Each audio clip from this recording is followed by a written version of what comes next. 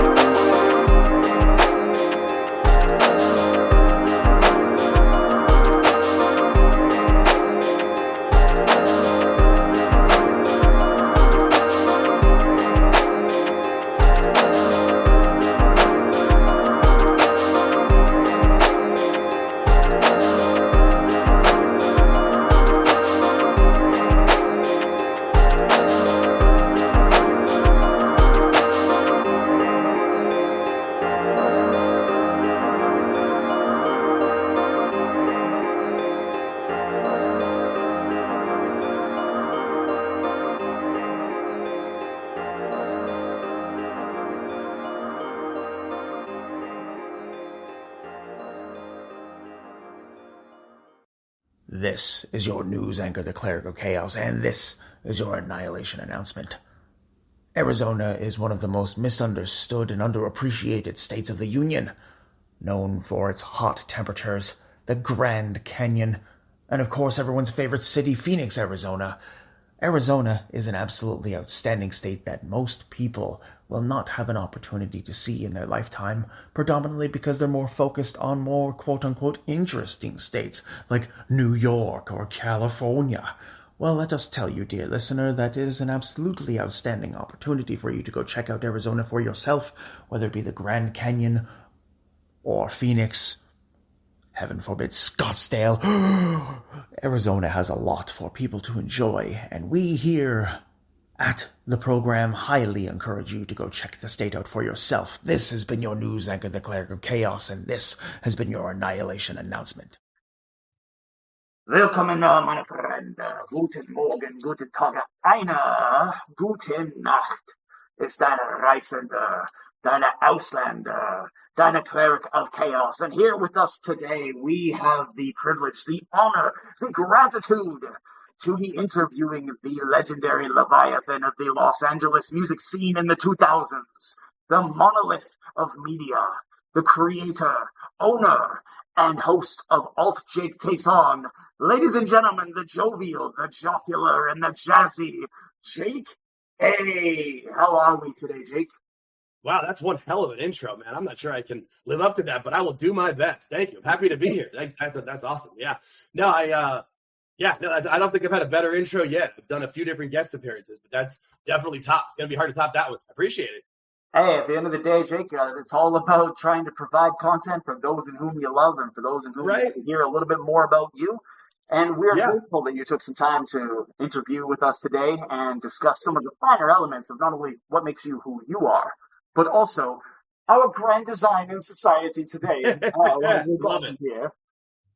Yeah, no, I'm down. I'm ready. Let's do it. I'm excited to talk to you. It should be a lot of fun. Sounds good, man. So tell us a little bit about yourself, a little bit about your history, and exactly what led you to where you are now. Yeah, no, it's an interesting story of how I got here with it. But I mean, I'm a guy in my 40s. I live in Phoenix. I've been in Phoenix, Arizona, more of my life than I haven't. But no, the LA music scene. I moved out to LA in early 2010 to try to make it in the music industry. Now, I knew I didn't have any actual talent. I played in bands in high school, but I knew that I didn't really have the talent that way. But what I was good with was talking to people.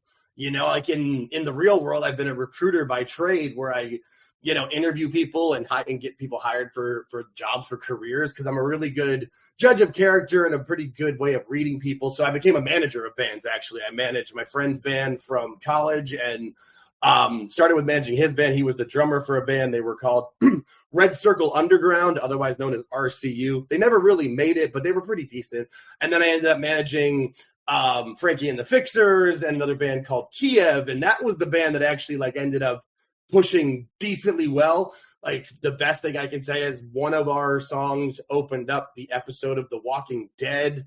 If you know The Walking Dead, I forget the character, but there was a blonde girl, the younger sister of one of the main characters. But in the episode that she dies, their song opened the show. So it was pretty cool to get them on there. But I also made the decision that when I hit my 30s, I should probably give it up, and so I moved back home. And I've always been interested in music. I worked in a record store right after high school. I graduated high school in May of 2000, worked in a record store from June of 2000 until I went to London at the end of 2003. So that was good. That music's been a big part of my life. And then the other big part of my life is I always like entertainment, and with movies, television, whatever. What my probable favorite form of that entertainment has always been professional wrestling. So I sort of have always been into it, and something I've always enjoyed for the storytelling of it. Less so much I like the matches, but I'm here more for the storylines and what happens after them, and how you get to the matches and how you get to the stories of it, because they're very, as over the top as it is, they're at a good human core. And sometime last year, I started making appearances on another wrestling show that's called Pro Wrestle Times. He kept bringing me on. And then it kind of went to the point where I was like, well, I can't just keep doing that where I'm making appearances on somebody else's show. I should start my own channel that people were suggesting that I do. And at the beginning of this year in 2025, I launched the channel and tried to come up with a funny name. My name is Jake. My last name starts with the letters ALT. If people know the band AltJ, that's where I get my name from. I took it. There was a problem at some point where some people think I was political with the alt part of it. I'm like, I'm not alt-right. I'm not alt-left. I'm just AltJake. That's and it was from the band name. So I was able to, I came up with that, and then I started doing the AltJakeTakesOn stuff, initially just on YouTube, but we recently got onto all podcast platforms. I will shout out you. Thank you for that, Cleric. You kind of gave me the right channel, the right push of where to go and get it started. And I've got all of our, 39 recorded episodes. We do a recorded episode every week where we just kind of talk about the week in wrestling and have discussions about that. And then our two big ones, because that's the other thing. I didn't just want to do the standard review wrestling and talk and just kind of talk about what happened. I kind of wanted to do a more of a conversation type thing where I kind of consider myself a conversationalist. The idea I was looking at is kind of more this kind of tell my age, but if you ever watch the old late night talk shows, there was a guy in the 70s named Dick Cavett who is my hero, because what he would do is he would have discussions with people where it wouldn't just be, hey, what did you film for your movie? Or, hey, we heard that you're dating this person. They would get in discussions about anything that would kind of stay in the entertainment world but branch off. And that's really what we do. We use the week in wrestling to kind of talk about different storylines and what's going on, but then we'll branch off into something that's more historical based, or maybe something how it ties into a movie or a TV show or something else, so we can kind of branch out and have a deep conversation about whatever it is. And we really solidify that on our Sunday night show. Right now, we're still doing it on Twitter, on X. That platform seems to be having some issues, so we're going to continue to do it there, but we may have to move it. But we'll record them and put them on our YouTube and our podcast feed, where we just have a discussion where we'll either bring somebody on and have a discussion with them, or it'll just be George and I, my co-host. His name's George Capter, where we'll discuss whatever it is, whether it's, a recent storyline, the recent, a pay-per-view, and just kind of, and then we'll bring people on from the audience and just have a good full conversation, which is really what I like to do. I mean, even on our Thursday night show on YouTube at Thursday at 8:45 Eastern on our YouTube channel, we go live to discuss the night before's AEW Dynamite, which I try to enjoy the show. I like wrestling, as AEW isn't my cup of tea with the way they present it, but we weren't discussing the show a lot, and so we want to be able to talk about it for all people. What we've learned is it's not a lot of people's cup of tea, so if we review it segment by segment, we make the joke. It's like the old scrubbing bubbles. We watch the show so you don't have to. So it's all about having fun. That's really what it is. We're trying to be authentic. We're being ourselves. We're keeping it to professional wrestling for now because that's kind of an easy world to start with. Because that's the other thing I'll admit is I had no idea about any of this when I started. It was just I was making appearances on this other show, and multiple people were like, "You should have your own show." Okay, why not? Apparently, I've got the voice for it. I've got the energy for it. It is something I've always wanted to do, just never had the balls to do it. So I do now. So that's kind of my life story in a nice little compact 5 minutes for you. Well, recording and composing are two different things, and you've been on both sides of the fence where it explains itself to you both mentally and emotionally differently. You feel a little bit different when you're full out producing an entire program, going from idea to writing it down to implementation to discussing it with others, bouncing it all off. It's an entire creative process that you kind of hit the nail on the head there. You are a guy who has a tremendous amount of energy. You have a certain type of personality about you to where you are entirely and fully transparent, blunt, direct, and to the point. The program here is obviously a huge fan of transparency, especially when it comes to skin color, as the member of the translucent pale variety here. But when you take into consideration all of the ups and all the downs that you've had throughout your career, moving and fully understanding that now, especially with how podcasts are consumed, how media is consumed, we are both kind of in an area to where our creative juices, so to speak, are able to flow a little bit more freely than what would be in a standard conventional iHeartRadio or a Chorus or Paramount level program. Yeah. So to an extent, I'm 100% positive that, when you were a kid, you may or may not have taken a tape deck or an 8-track and you may have made some silly or fun recordings just to see how you would sound on the radio. If you were to tell young Cleric, that one day he would be hosting a program or he would be even speaking about anything in any manner on any form of media for anyone in the world here, like, take 30 years ago me now, and I would not have believed a single word. I'd be looking at this guy and be like, who is this person? Why are you doing in my house? There's absolutely no way that either you or I have been able to predict anything that's come, but with what you have done with not only your spaces, the maximization of how you utilize your Twitter profile, how you format your episode posts, how you take time to craft and focus on each and every single element of what makes your programs. You and George have a tremendous element. It is akin, and I do not feel as if this is too old or archaic, but I'm fairly certain you are familiar with the comedic stylings of Johnny Carson and Ed McMahon and Walt Matthau and Jack Lemmon. You give that kind of vibe. When it comes to the level of journalism, and for lack of a better term, it is that when you're discussing things in the format that you do, you two deliver a very warming, comforting, transparent, almost relaxing. You're listening to your friends just talk about things, and exactly what you are looking for, you're completing it. You're doing very well. You have a lot of people who very much so enjoy all of the content that you create. And again, the formatting of your posts, people could learn how you format them and how they are used against this new algorithm that constantly goes back and forth on X. That's always the ever-changing algorithm, too. Yeah, no, always changing. And now we are posting to an artificial intelligence to see what it likes and what it understands the most, so we get more volume. Hooray! We live in Blade Runner times. It's a beautiful time to be alive. When we look at our modern day standards, you worked in the music industry directly in Los Angeles, and you worked on a record store in 03, throughout the 2000s.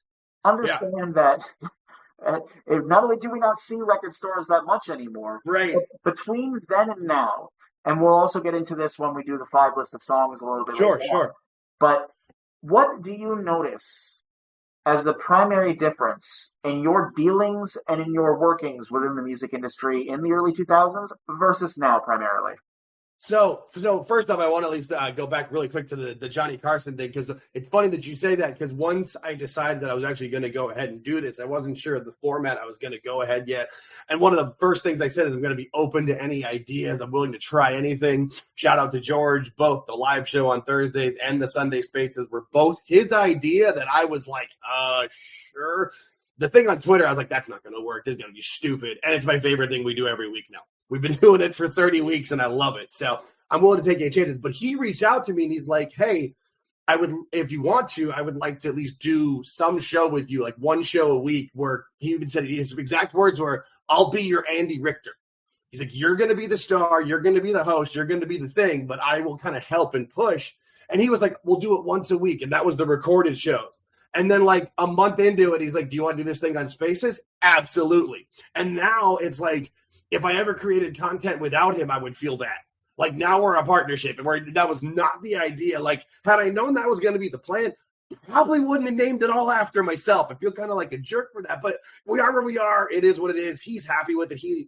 He's found a passion in it. And honestly, one of my favorite things has been bringing that out, because now, yeah, it's still the dynamic where I'm the host and he's the co-host, but there's been plenty of times, whether depending on the guest or just the topic, I let him go.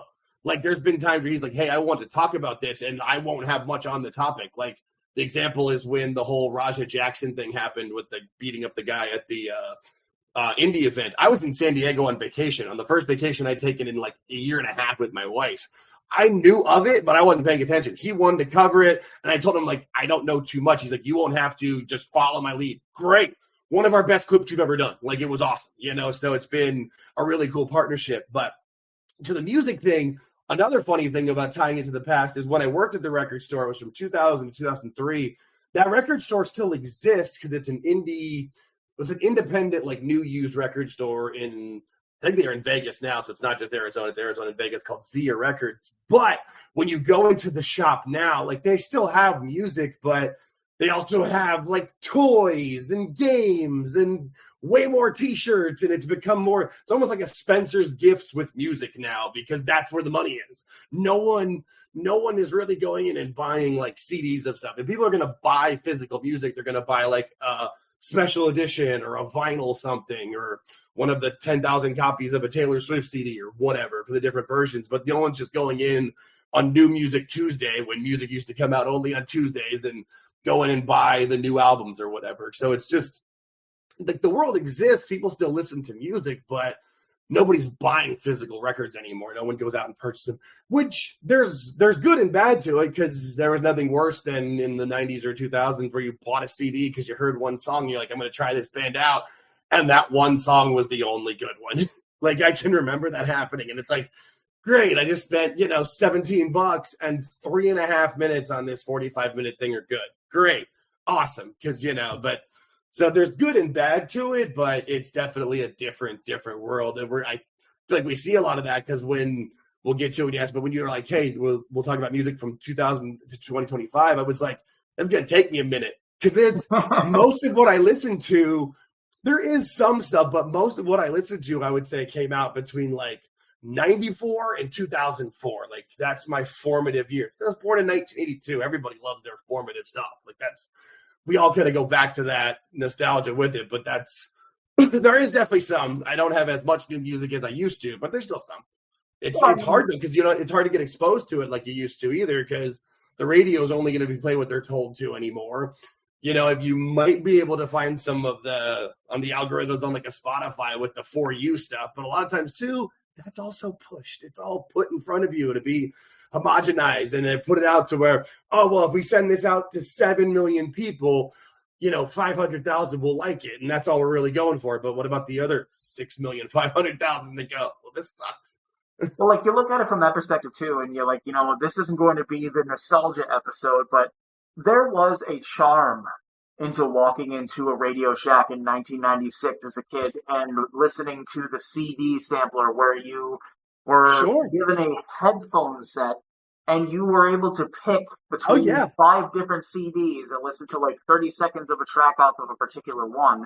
And it was just so beautiful. I mean, to walk into a mall, to realize, hey, I'm about to go grab myself a treat, or at that age, I'm going to get a donut today, or whatever. And then to be able to be like, oh, wait a minute, this band that I like, for me, full transparency, it was like Hypocrisy, Rammstein, Limp Bizkit. And if we're talking like late 2000s, we're talking like Static X, Seven Dust, Deftones, all that. So Okay, yeah. if we're looking at like the amount of times that I would go into a Radio Shack hoping, Seven Dust's Black Album would be on there randomly, never, ever, ever, ever, ever seeing it on there because for obvious reasons, it's just way too fucking vulgar. But we take into consideration the charm of walking into a Blockbuster in like 95, 96, or like 97, 98. Oh, wow, Pierce Brosnan's in GoldenEye. Got to pick up that VHS. Oh, look at this. James Cameron just came up with something else that isn't Titanic. Let's pick this up and rent it. All of that's gone. Sure, Yeah. Netflix is great. Hulu, whatever, Hulu. But you look at the whole streaming service platform, Amazon, Netflix. You look at the invasion of these streaming platforms from companies like Disney, Paramount Plus, and to a lesser extent HBO. Although I will give HBO credit, HBO releases a lot of top-tier content, and It Welcome to Derry has not been that bad. It's been pretty solid. But you look at how all of it is consumed now. You don't go out on a mission to find a videotape. You don't go out on a mission to find music anymore. You can literally just roll over, grab your phone, and be like, all right, and then it's there. So, and it's funny you mentioned those companies too. I don't mean to cut you off, but when you mentioned it, like, look at what they pay for. Like, obviously, yes, their new stuff and like their original content, sure, but like they pay tons for that existing content because so many people just go back to like their comfort shows. Like, how many people are just watching Seinfeld, Friends, The Office, whatever that is that they grew up on, that they're like, for me, my comedy shows, like, I like some of them, but my two biggest comedy shows growing up were Roseanne and That 70s Show. Like, those are my comfort those were 90s, early to mid 90s, and That 70s Show was late 90s sitcoms that meant something to me. I've rewatched those tons and tons and tons of times because it's the comfort thing. And so they care about the new content, but how often do they cancel it too? Because it's like, it's just not making the money. Because even though there is this new stuff, whether it's music, TV, movies, or whatever, they exist, but it doesn't make what it was. There's people go back to what they knew because it's readily available for them. And, I can remember also too, walking into the same record store I ended up working at and like hearing a band over the speakers and being like, wait, I know this guy's voice. Talking to one of the employees who played the CD, and he's like, oh, you like this band? Oh, it's this band Knapsack. Well, the lead singer is now in this other band called The Jealous Sound. That's what they were playing. And I'm like, holy shit. And I went and bought their album that day. How, like, that was at a pivotal moment in my musical life in 1999. Does that stuff happen to anybody now? Except everything's online with the Spotify playlist. I mean, maybe someone could become friends with somebody and go, oh, let me look at your playlist and see if there is something I like out of it, but it's just not the same.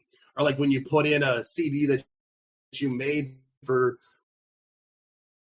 whatever and put it in, I just don't know if that happens anymore. And it's sad about it because, like you said, you would go on a mission. You're like, oh my God, I heard this, or I saw a preview for this movie that came out 2 years ago.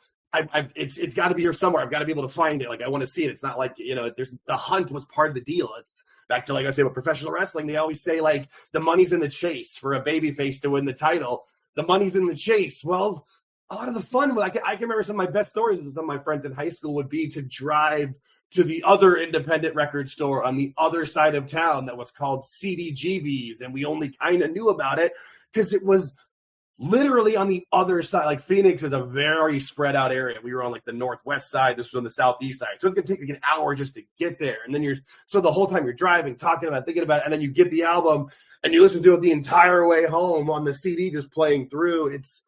There was really something magical about it. And I hate to be one of those people that like always wants to look back, because a lot of the podcasters, even in any space, their whole world is talking about the past, shitting on the present. And I'm not trying to shit on the present. I want more of that to happen for people because it's impactful. It really is what made me as big of a music fan as I am, was because of those moments. You look back at movies and you even think about current modern productions that are not only in television-related type of syndication, Netflix shows or HBO shows, Right. or whatever, but you look at what still makes them successful. and that is the boilerplate format. If it involves like teenagers or young adults, people in college, there is still that same formula that was made successful through at way far back as like Fast Times at Ridgemont High, followed up with like the American Pie series, followed up with like the Not Another Teen movies, the scary movies to a lesser extent. It just keeps continuing, but for new generations. Blue Mountain State was probably one of the greatest underrated shows of all time, and one of the funniest, ridiculous shows that you could ever watch. Yeah. But that came 12 years after a really gritty, dark comedy in Titus, which is hands down one of the best sitcoms ever created. Definitely needed more shows, and Christopher Titus is one of the best comedians on the planet, hands down. Hilarious. But you look at the difference between a Blue Mountain State and a Titus. Titus said whatever the hell they tried to get away with. Blue Mountain State, as much as they tried to be gritty, they had to dance around things. One of the main guys from Blue Mountain State ended up being Jack Reacher. So you look at Amazon as being like the primary property behind the Reacher. You look at Blue Mountain State as being one of the very first kind of like, okay, we're going to test this out as being like a Netflix series sort of deal, an HBO series sort of deal, and how successful that was. But you also take into account 12 years prior, all the way, like I said, back to 2000, 2001, when your only option was to turn on your television, flip it to a station, and hope that your sitcom was on at that time. Like you said, the Seinfelds, the Comfort Feelings, the Friends, all of those shows have stood the test of time. And as you said, there are tons of properties that want exclusive rights because they don't want people to go to other platforms to watch it.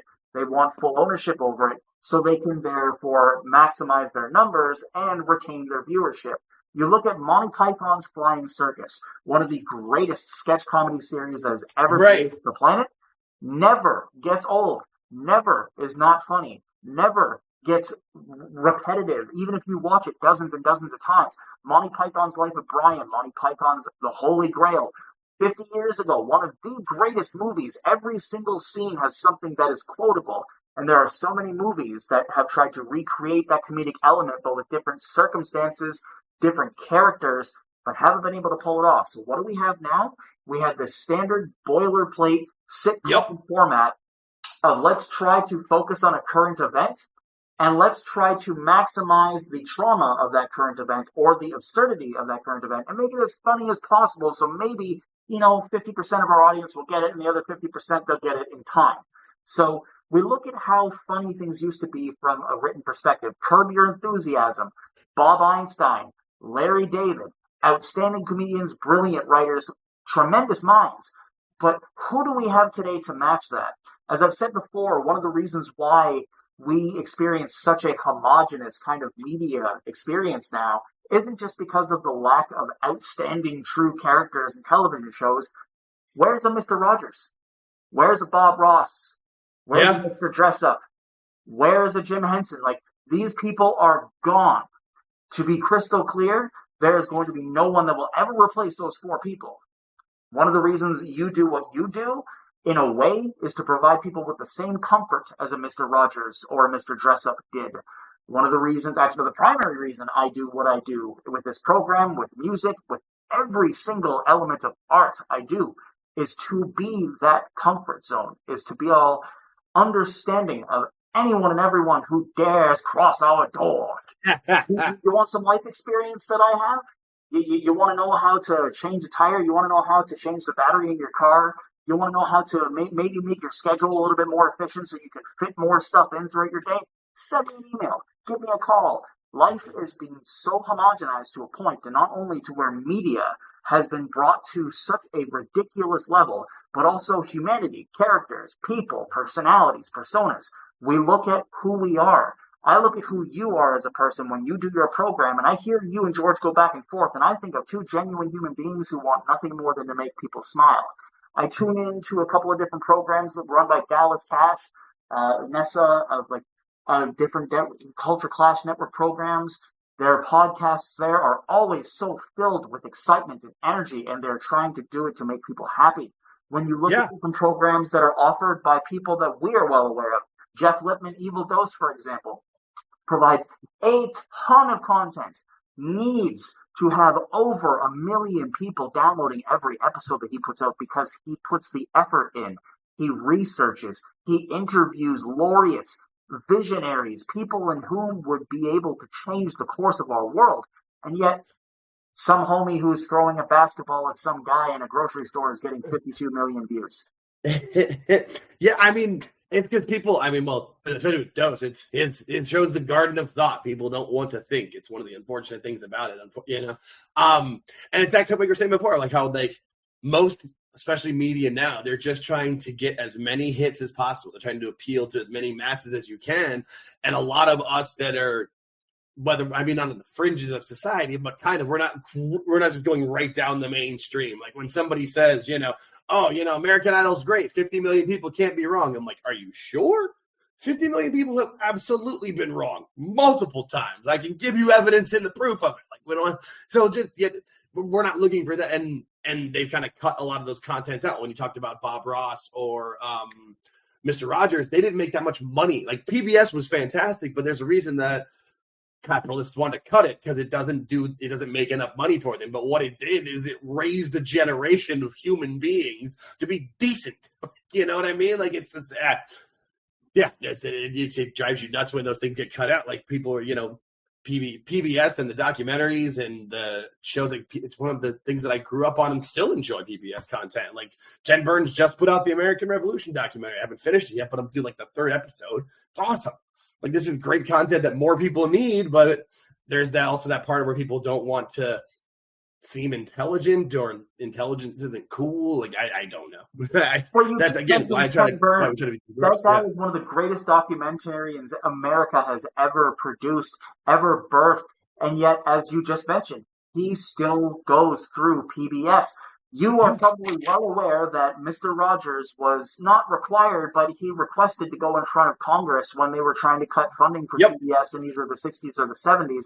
And all he had to do was get one person to listen when he was saying one of the most important parts of the program, which is literally just being a good person. And you want to know what? This guy smugly, I think you earned your $20 million. Like, the absolute, the war against education, the war against independent thought, the war against decency, for lack of a better term, without getting too overtly, you know, negative or nihilistic about it, we look at life in a historical way, in a sense that a lot of people see it as linear, but in reality, it's a flat circle. It just keeps repeating itself. History is one of those things that we are doomed to repeat if we do not learn the mistakes of the past.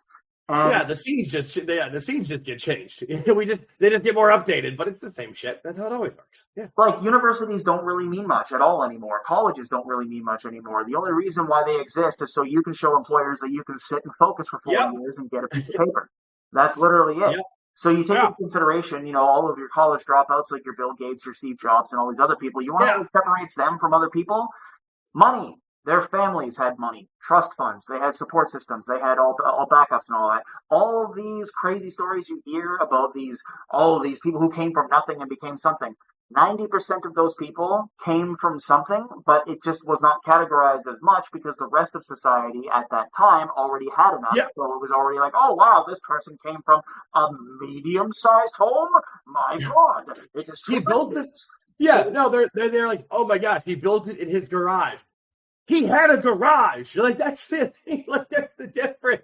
There's not everybody had to where they could spend the time with it and doing that because they didn't have the funding of it. Yeah, no, I'm a child of 2 teachers. Like, I didn't grow up, like, on the poverty line, but we didn't grow up with everything. Like, didn't even get cable in my house. I was, like, 13. Like, you know, it's part of the process. Yeah.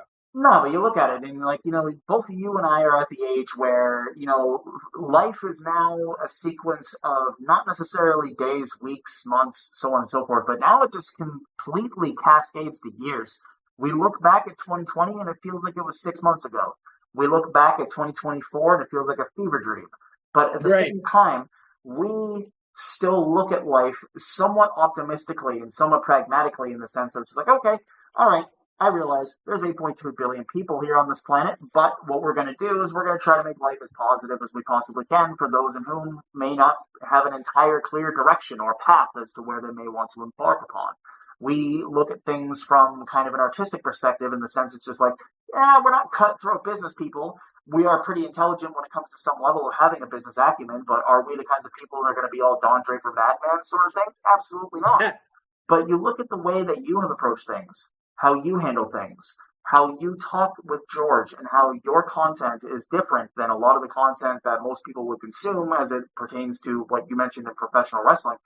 Pro wrestling is one of those things where both you and I share a mutual understanding and or enjoyment of the profession. Yeah. Or, lately, I guess much to our chagrin, seeing as it appears, objectively speaking, that there appears to be a lot of like gaslighting happening within a particular company and within its fan base that makes it so unenjoyable to watch, that we kind of reach a point where, okay, we're just going to turn this off and we're going to hope it gets better, but like whatever. And then 6 weeks later we tune in, give it another shot, and then it's the same shit.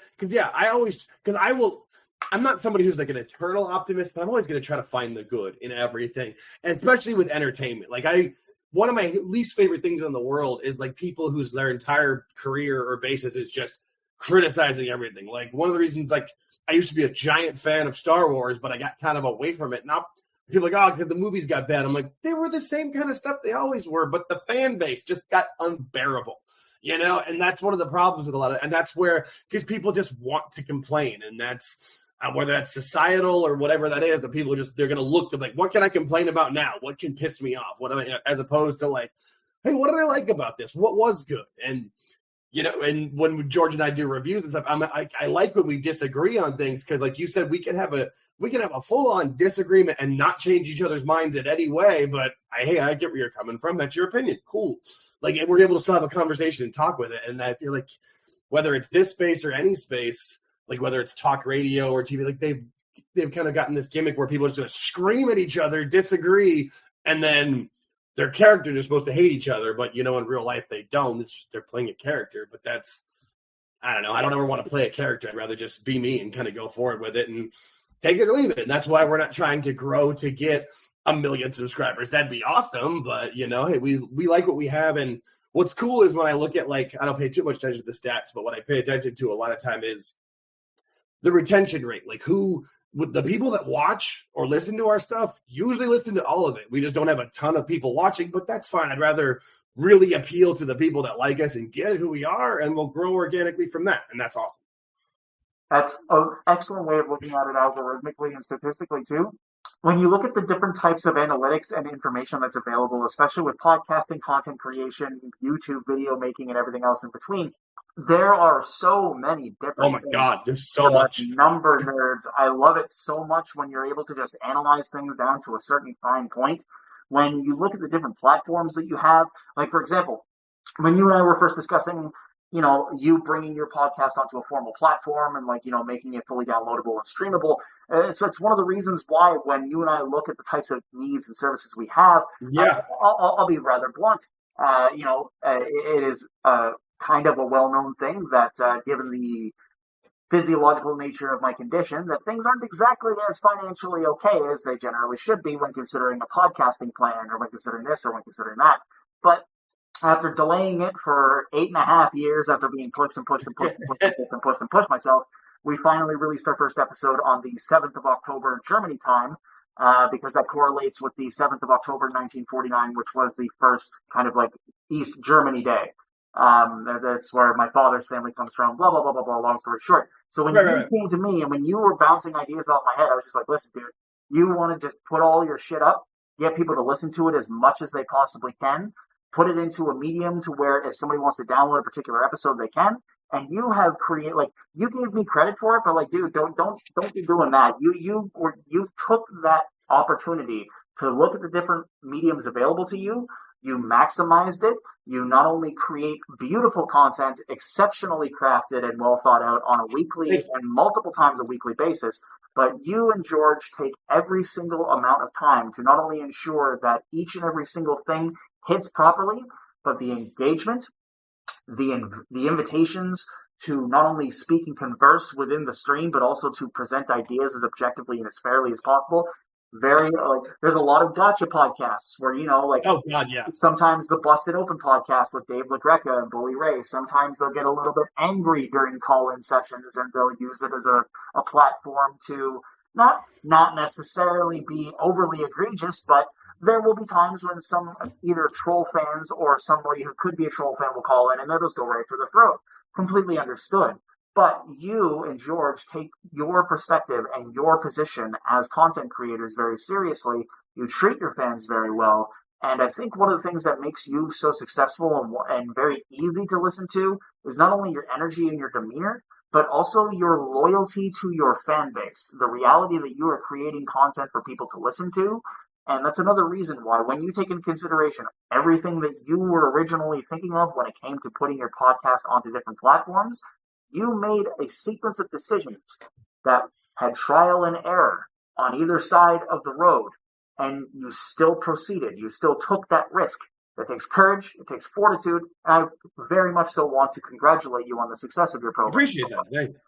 One of my favorite things I've ever been taught is you don't regret the things that you do, you regret the things that you don't. So it was one of the things that I give you credit because you gave me the idea, you helped me figure out the right path. Because it's one of those things where it's an unfortunate thing in this space, in this world, where whether it's in the content creation world or wherever, but a lot of it and all the, people, they're only going to help you as much as you can help them, or they're only going to try to you know what I mean? And there was times where I thought I had people that were like ready to help me or going to do stuff, and then for whatever reasons didn't happen with it. So when you get people that just want, because that's where I've told people too, whether it's certain apps that I use or certain systems, like, hey, I use that. If you have questions, let me know. I'm happy to help. I would rather help somebody and them grow 10 times faster than me.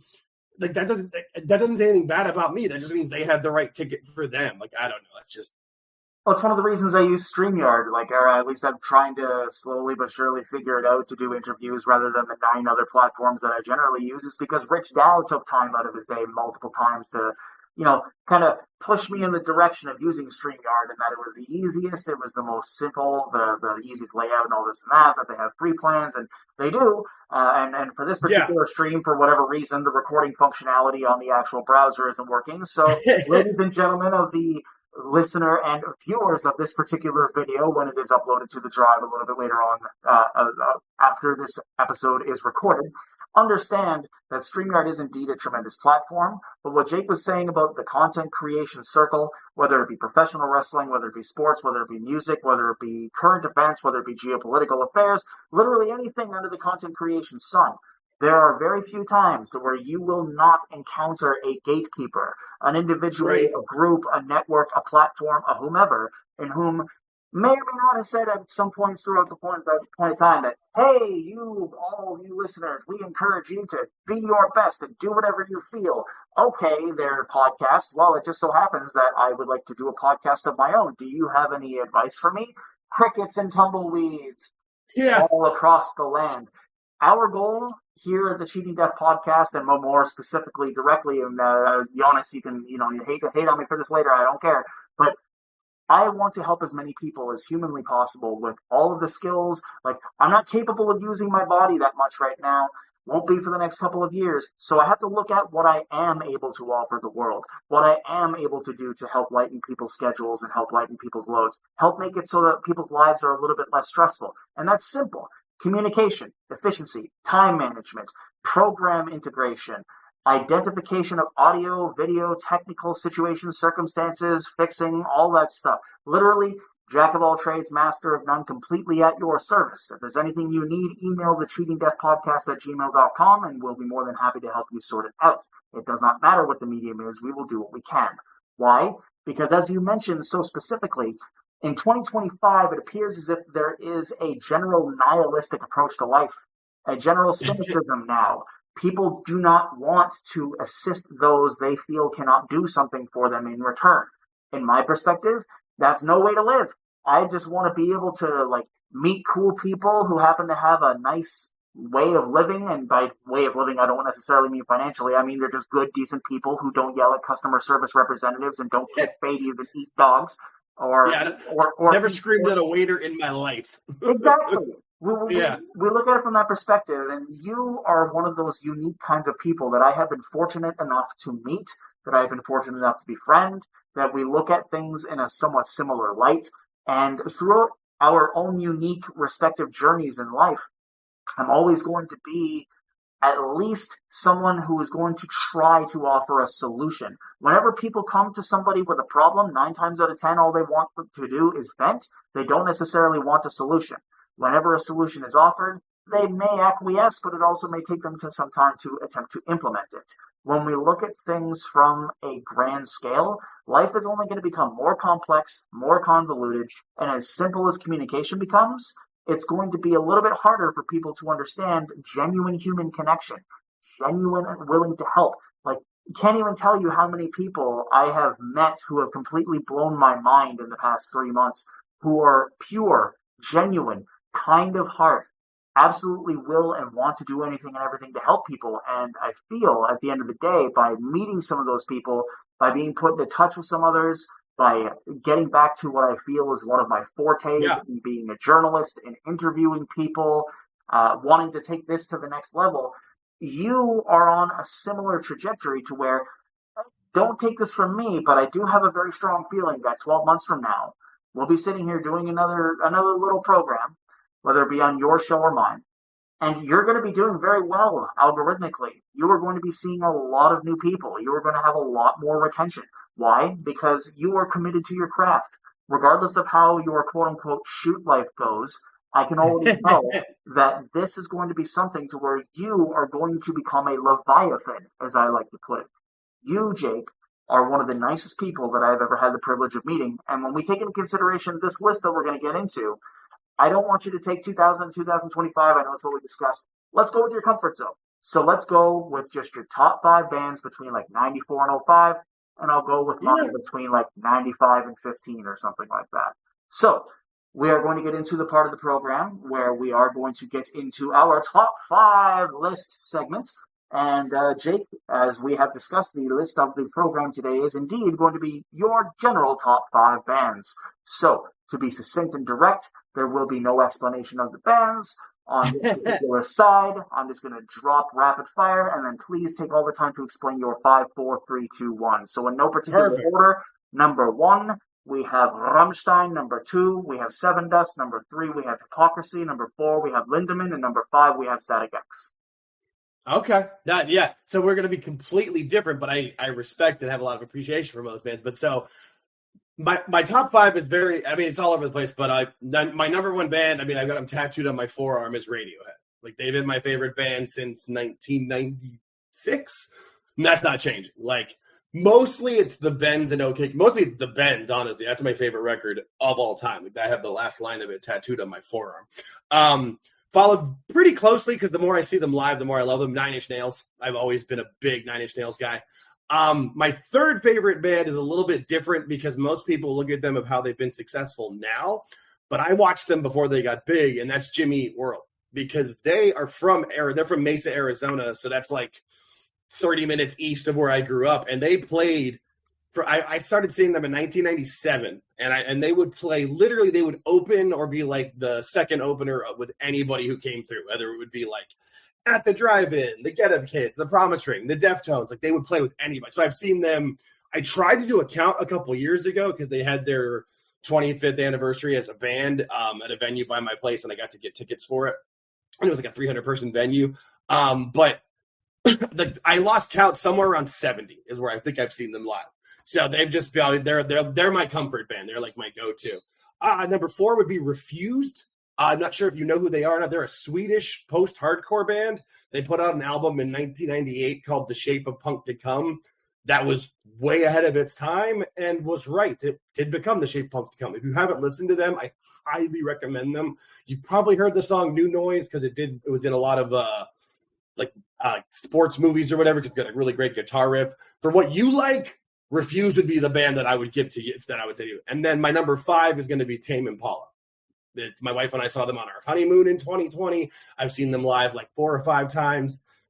For what they charge for their shows, they are the best live act going, because they've got amazing visuals. Kevin is an amazing musician, but I love them a lot. like a lot.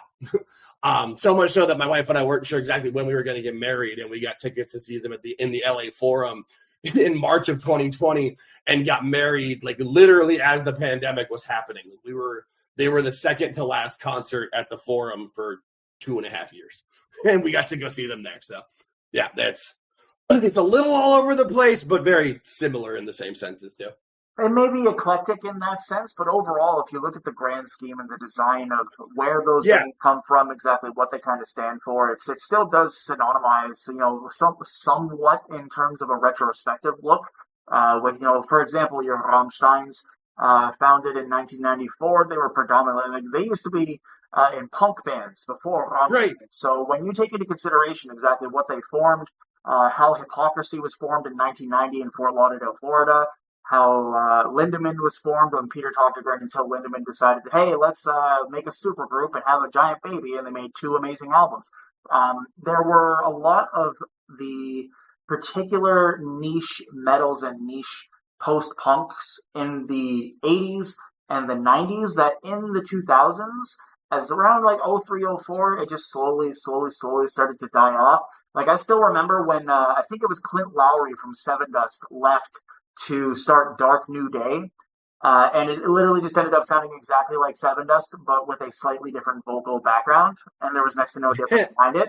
Right. No disrespect to Clint Lowry. Thank you for taking time that time show in Atlanta. Please don't hate. If you're listening, you're never going to listen to the show, but if you do, nothing personal. It's just Brother was one of those songs, dude, where you could have gotten Legion to do the vocals and it would have sounded exactly like a Sevendust song.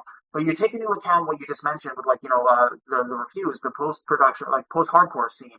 I want to kind of shout out John Draper of the Spitball Media podcast.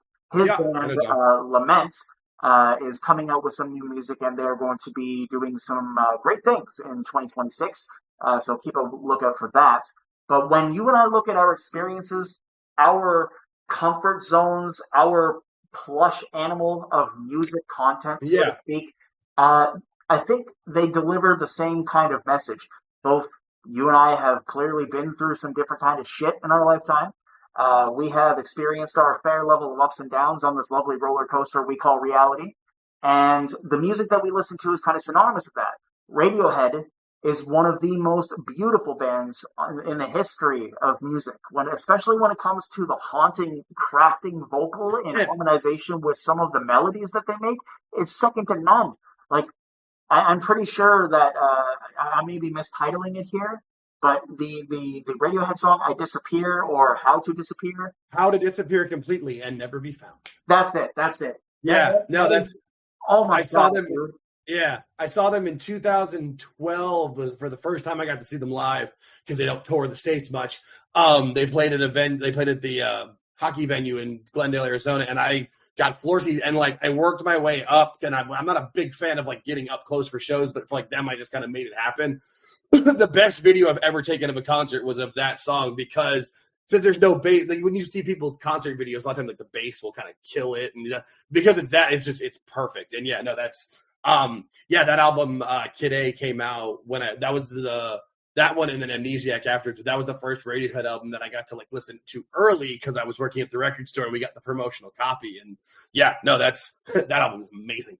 Like, you compare Radiohead with like a lot of earlier bands, and like, well, I guess some bands that are still doing some things. Like, I've heard comparisons between Radiohead and Oasis, and I can't help but think about how absurd that is. First and foremost, Noel and Liam Gallagher are pieces of shit human beings, and I will go on record saying that they are terrible human beings.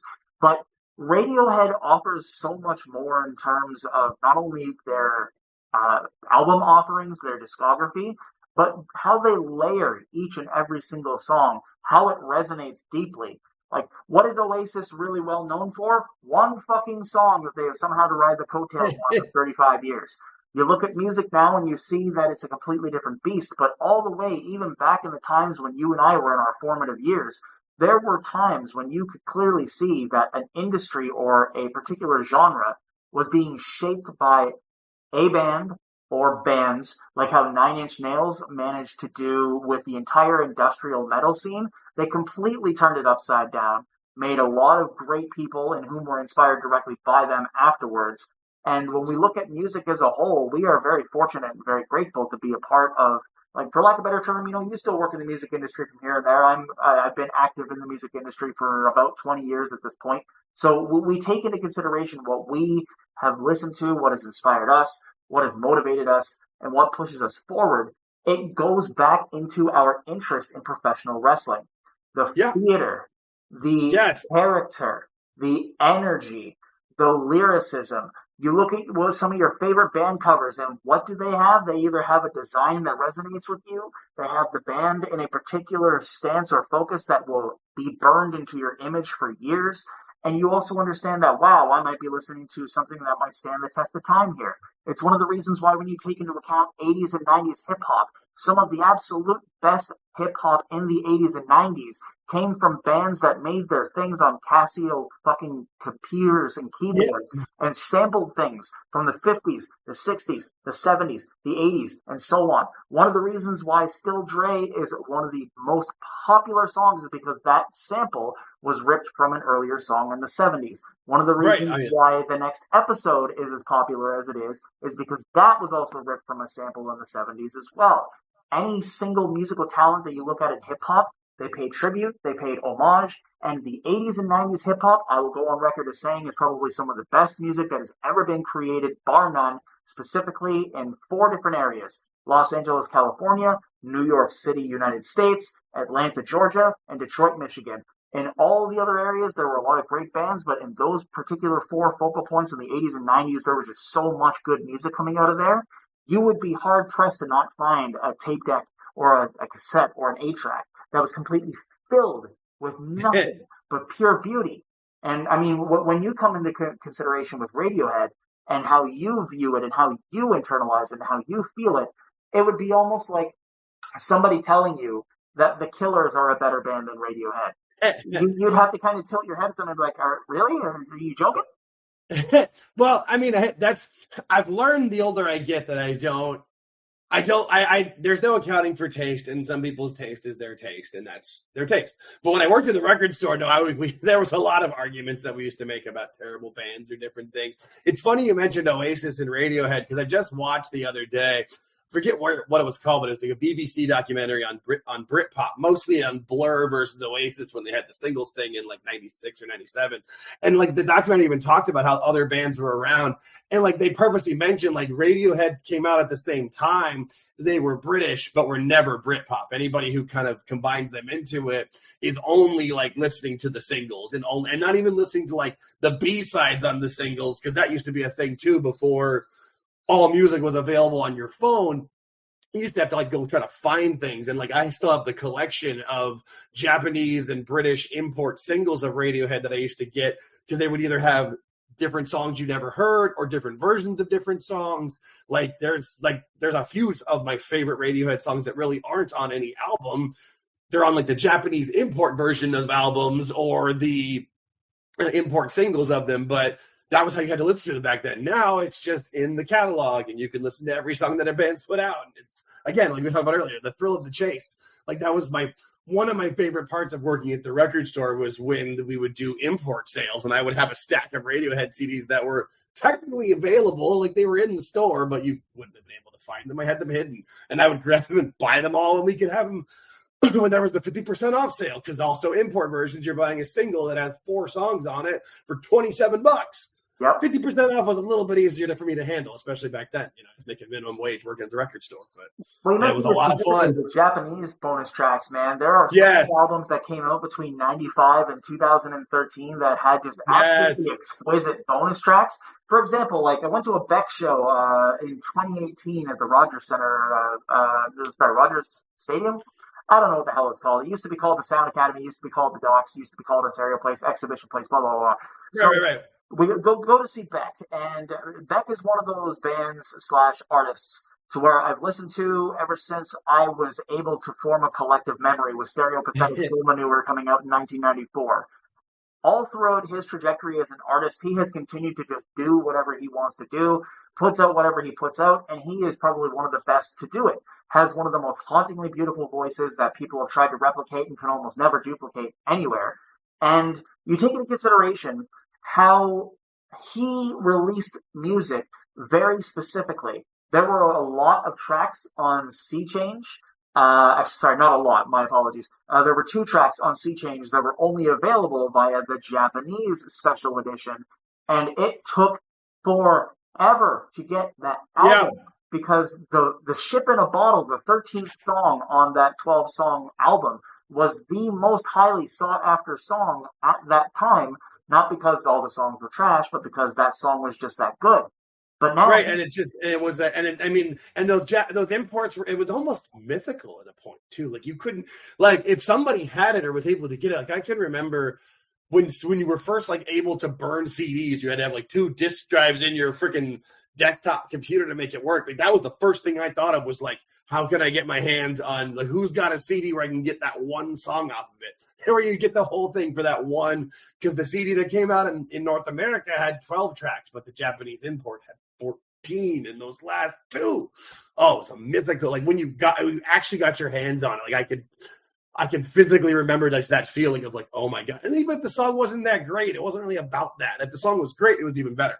But it like really was just like, I'm able to hear what I haven't been able to hear because you weren't just able to download it on your computer. Like it was just a whole different world. Oh, I get like when you said like, I can feel it. It was amazing for us to understand that, wow, this other side of the world listens to the exact same music that we do, but they also get special stuff. This is great. Yeah. Let's grab it for ourselves. I mean, we take it into consideration, as you just mentioned, you know, the whole rise of, oh, we can just click on a song and find it at whim now. There's like, the charm has completely disappeared. It has all but moved itself to another area of our lives where that charm is now replaced with, oh boy, I wonder if they have something on the Uber Eats menu today, or oh boy, I hope it's they have transactional now. It's just another transaction. Yeah, you nailed it. No, the DoorDash Uber Eats comparison is almost perfect because it's just like you can get, like, instead of having to go out to the restaurant and like making an effort to it, now you just order it, it gets delivered to your house. You don't even have to put on pants. Same idea with the music. It's just become more transactional as opposed to something that was part of you. And that's, again, I'm not trying to shit on the current, but and that's also too why you get some of that music where, I hate to be like the old man where it's like, that sounds like noise, but I mean, a lot of what's being made, because it's like one person on a computer, they don't have to actually put any musical effort into it. So it doesn't come out sounding like anything but then it sells and does well. So good for it, I guess. But I mean, does it sell or does it just get a bunch of streams? There's the difference. How much are they actually getting out of it? Which is also why concert tickets are so expensive now. My wife and I, that was like when we met, that was our thing. Like the reason we met online and we both put up like a list of concerts we were going to. And like if we each put on 10, like 6 or 7 of them matched up. So, and like there was a local music festival that was like a mile from our house that used to have good acts that we would go. We went to it every year from 2014 until we even went this year, but we're not going next year because it's now just a bunch of like EDM DJs they don't have the same feel and appeal. And concerts now, they've gone up, exponentially. Like concerts that used to be like, when I was a kid, it was $5, $8, and $10. If you paid $12, it was astronomical. And now, like, we just went to a concert last week and it was $38. And it's like at a small venue for a band that's not that big. It's just, and I don't even want to think about what I paid for 9 Inch Nails, but I had to go see them. That was worth every penny, though. And you take it was, and they put on they put on an amazing show. They had the main stage. They even had like a middle stage in the middle of the crowd. Like it was, and they play for 2 hours. They know what they're doing. They know what you're getting out of it, as opposed to some bands you see and they play like an 80-minute set, and you're like, that's it. Like if you've got 1 or 2 albums, okay, but I mean, like you mentioned Oasis earlier, and I do like the What's the Story Morning Glory album. That is a good album. The rest of it, not as big on, but. Like, I looked at their set list from their recent like, they played a good amount of songs. I think it was like 18 or 19. I'm like, for what you're charging people, you need to be playing like 20 songs, take a half-hour break, and then give us like 10 more, motherfucker. That's what they were charging. Good Lord. It's like going to see Rod Stewart. You're not really expecting much because the guy's in his 70s or 80s at this point. Right. That's more of seeing the icon. Yeah. You know? you look at it from that perspective as a consumer and not necessarily just as a fan, but as somebody who's trying to figure things out day to day, Yeah. trying to balance your own finances. And then you have these people who are only going to come out and play 5 or 6 songs, and they're going to charge you $2,000 to do it. That's another reason why, when we take into consideration our experiences, both our careers in music respectively, Yeah. it's a very cutthroat industry for the most part, but there's still that. I kind of compare it to the people are more than willing to give up years of their lives to experience, or years of their lives to suffer and to sacrifice, only to experience moments of majesty or happiness or joy. We are conditioned Yeah. as a species to behave like that. So you take into consideration the amount of money and the amount of time. Somebody sees a Nine Inch Nails ticket, like, no, I'm actually not going to use them as a base here. Somebody sees a Taylor Swift ticket. Somebody sees a Nicki Minaj ticket. Somebody sees a Cardi B ticket, and it's at a stadium, and they're wondering, why do I have to pay $1,500? Dude, go support the up-and-coming homies that are at your local metal, your local indie, your local horror, your local fucking anything, your local anything scene, because at the end of the day, the stadium shows are being put out not necessarily by bands, but by people, by corporations who manage the bands that are literally only looking to get that nostalgia grip out of people so they can get that fast dollar. It's how the whole Backstreet Boys, the NSYNC comebacks have been. It's how everything. Well, and I mean, as an artist too, that's pretty much how they make their money anymore, and that's the other reason why concert tickets got so expensive, because they're no longer selling the physical media. Even if they only made like $2 off a $15 CD, you sell 3 million of them, you're going to make $6 million. Okay, but now it's like you're got to do Spotify streams, and I can't even imagine how many you got to listen to get a penny out of those.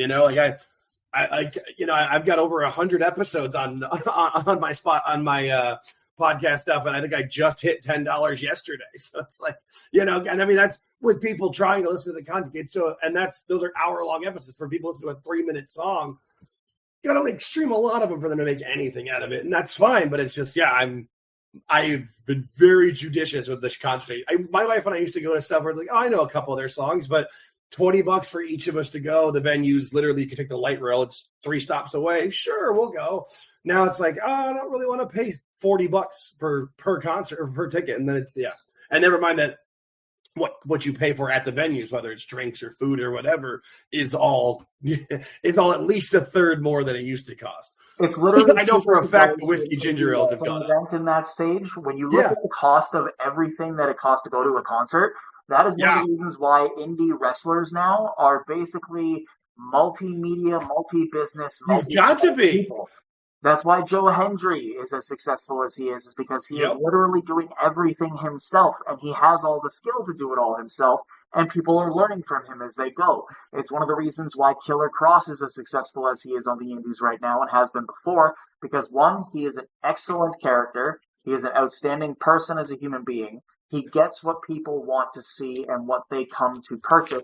He understands that the time that people invest in him are going to be some of the greatest times that they will ever collectively experience. So he goes out of his way to try to make his interactions with his fans a nice endeavor. You go to a band show that is just standard general admission. You pay your $1,400 and you don't pay $2,200 for the VIP meet and greet where you get a 10-second conversation with somebody.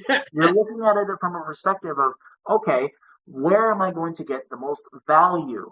And as you know, it sounds kind of messed up to be saying it that way, because my goal as an artist, in addition to being able to provide for myself securely, financially, take care of my bills, live modestly and all that, but is to reach someone's mind, reach someone's ear, and to remind them that no matter what they experience, no matter what they go through, that both you and I, on the opposite sides of this particular medium, we are just human beings. I am not somebody in whom is ever going to be completely unreachable. And you know what? For as many of the business courses and self-improvement courses and all these books, they tell you never make yourself available to anybody all the time because it gives the impression of desperation. No, you want to know what that gives the impression of? It gives the impression of someone in whom is capable of maneuvering, of manipulating their schedule and or their free time and or their leisure time, so they can hopefully see somebody else reach a level to where they've had a dream, they've had an idea, they want to escape the calamity of this reality, they want to make their dream come true. That is beautiful to see when somebody comes to you or when you hear of somebody having a dream. To see that dream get crushed is one of the worst things that you could ever see a person go through. So going forward, as it's been made quite clear, when it comes to how both you and I make content, there are going to be a lot of opportunities for people to engage and say, hey, I like this about this program. I like that about that program, blah, blah, blah, blah, blah. Here's what I think you should do. Comments, reviews, subscriptions, Please, subscribes. Don't care. You think a part of a segment sucks? You think an Annihilation Announcement could have used a little bit more of an edge? You think a joke of the day was just absolute trash? Fine. Email us. Tell us how to do better. If you're sitting there complaining or griping about anything in life and not offering a solution, and this is separating from the podcast and or the media approach, but in life, you have an opportunity. Mostly everything sucks. Life in our current day and age is difficult. It is very complex, and it is not a very simple path to perdition. We have to be kinder to ourselves. We have to be nicer to ourselves. We have to remember to relax, to reprieve, and to remember our beauty within our souls that is important for each of us to internalize when we are also interacting with other people. Almost everyone we talk to, guaranteed they're going through some sort of hell. It's just the way it is now. So when we look at things from that approach and we want to offer a hand, a little bit of information here and there, it's kind of trying very almost futilely trying to start a new revolution of, hey, it doesn't matter how big I or you or whoever become. I don't care, when I get back to making six figures a year. I don't care if I have millions of dollars in the bank. I'm still going to take time to talk to somebody who needs an ear, who needs some advice, who wants some opinions on something because they can't hear themselves. And you've done that yourself. You've done that for a ton of people. I could tell you a ton of people who have told me nothing but good things about how nice you've been to them, how your content makes them feel, how you as a person are very separate from a lot of the other programs and a lot of the other episodes of content they listen to. That's another reason why I'm glad that we had you here today, Jake, is because you are a very nice soul. You do everything you can to help those around you. And with that being said, what I would like to do to conclude the program is I want to give you the floor to plug anything and everything, anyone and everyone that you would like to. I appreciate it. Yeah, well, it's funny you said it because I live by a very simple set of rules. And rule number one is just don't be a dickhead. Just don't. Like, that's it. Like, I mean, if someone's jerk to you, like, I've modified it. Like, just don't be an unprovoked dickhead. Like my wife and I used to go to a lot of music festivals. I went to Coachella in 2012, 13, and 14. Went to Lollapalooza 16, 17, and 18. Like, we used to, and like, there was a few simple rules. Like, number one rule, just don't be a dick. Walk a little further, usually in a smaller line, wear comfortable shoes. There's general rules for life. But the number one is don't be a dick. But yeah, I'm very easy to find on all platforms. I've kind of taken the AltJake name and just taken it over and everything. Pretty much right now, I'm just using Twitter, YouTube, and all podcast platforms. It's just at AltJakeTakesOn. I do have an Instagram built. I just haven't actually used it yet. Getting there. I'm a one-man operation with all the technical sides of it. But yeah, the YouTube channel or the podcast feed, I upload everything as quickly as we record it to post it because, there's no varmint, there's no time, and there's no sense in dragging any of it out. Nothing is paid for at this point. Everything is free. Everything's uploaded right away. All subscriptions are free.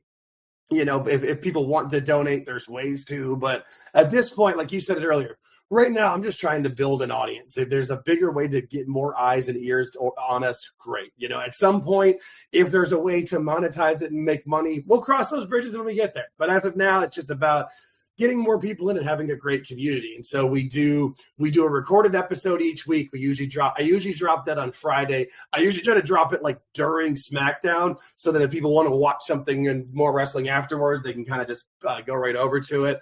And then we do our recorded episode every Thursday, our live episode every Thursday at 8:45 Eastern on YouTube, and then live on X at 8:05 p.m. Eastern.